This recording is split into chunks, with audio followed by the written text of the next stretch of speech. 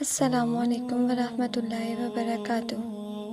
14 اگست وہ دن جب پاکستان ایک آزاد اسلامی ریاست کے طور پر دنیا کے نقشے پر ابھرا۔ ہر سال اس موقع پر گلیاں سجتی ہیں، جھنڈے لگتے ہیں، روشنیاں ہوتی ہیں اور آتش بازی بھی کی جاتی ہے۔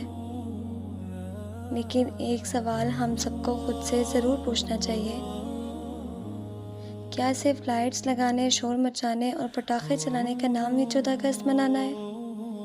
اسلام ہمیں ہر نعمت پر اللہ تعالیٰ کا شکر ادا کرنا سکھاتا ہے۔ اگر آزادی ایک نعمت ہے تو اس نعمت کا بہترین حق یہ ہے کہ ہم اللہ تعالیٰ کا شکر ادا کریں، اس کی اطاعت کریں اور اپنے ملک کی بہتری کے لیے کردار ادا کریں۔ ایک مسلمان کی پہچان اس کے اخلاق، اس کے کردار اور اس کی ذمہ داری سے ہوتی ہے۔ اگر آپ واقعی پاکستان سے محبت کرتے ہیں تو اس محبت کا اظہار صرف نعروں سے نہیں بلکہ اپنے کردار سے کیجیے۔